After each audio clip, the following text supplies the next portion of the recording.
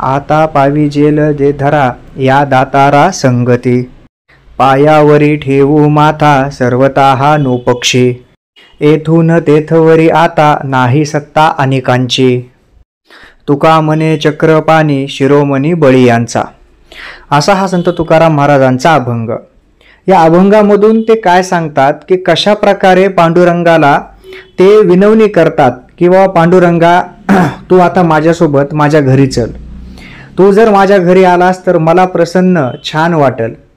आणि त्यांची भक्ती ही एवढी श्रेष्ठ होती त्यामुळं ते पांडुरंगाला घरी बोलावू शकतात.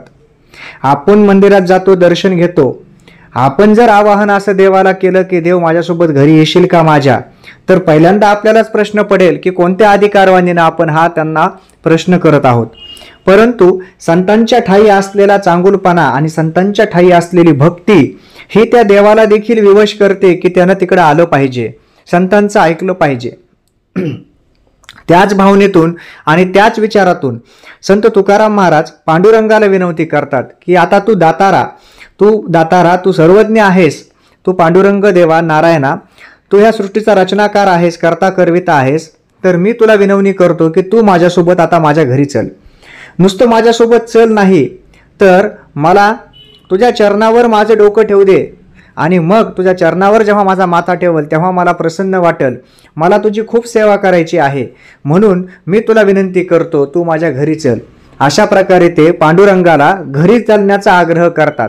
आणि घरी झाल्यानंतर ते पुढे अजून काय म्हणतात की आता तुझीच सत्ता असेल माझ्यावर आणि माझ्या घरावर सुद्धा. कारण का की इथून तिथून जेव्हा तू येशील तेव्हा तिथं दुसऱ्यांचं काहीच चालणार नाही, तू म्हणशील तेच होईल. म्हणजे आपण एखाद्याला जेव्हा विनवणी करतो, माझ्यासोबत चल म्हणतो, तेव्हा आपण त्याला असं सांगतो की मी सगळं तुझं ऐकल, तू सांगितल्याप्रमाणे करल. त्याचप्रमाणे संत तुकाराम महाराज पांडुरंगाला एक अर्थहाक देऊन विनवणी करतात. पांडुरंगाच्या तुम्ही असं म्हणतात की मला तुझी सेवा करायची आहे, त्यासाठी तू आता माझ्यासोबत चल.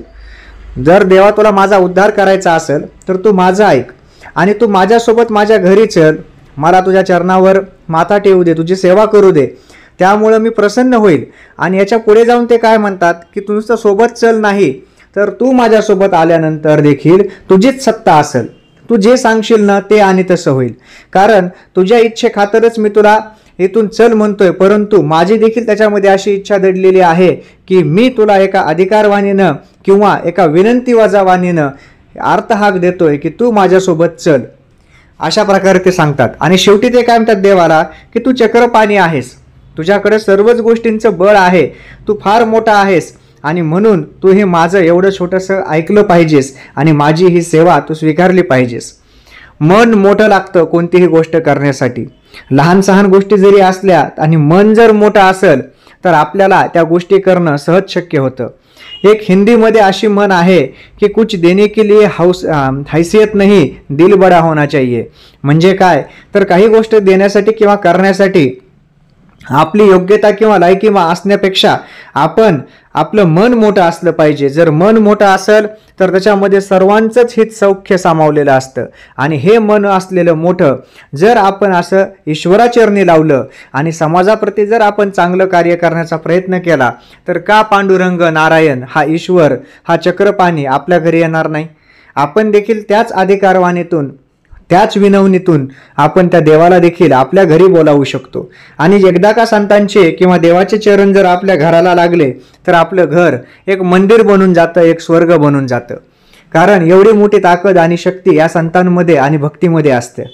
साधा आपण एक वेळेस घरात कीर्तन जरी केलं किंवा भजन जरी घेतलं, कथा वाचन ठेवलं किंवा एखादी चांगली पूजा जरी केली तरी देखील घरामधलं जे प्रसन्नता राहते ही प्रसन्नता आपल्याला जीवनासाठी, आपल्या तजेलतवानं राहण्यासाठी, मनाची मळप दूर करण्यासाठी, आपल्यावर आलेलं टेन्शन निघून जाण्यासाठी, डिप्रेशनच्या अवस्थेतून बाहेर येण्यासाठी आपल्याला एक श्रद्धेचा मार्ग दाखवत असते की कुठेतरी कोणीतरी आहे आणि ती असलेली जी शक्ती आहे ती आपल्याला या संकटातून बाहेर काढणार आहे.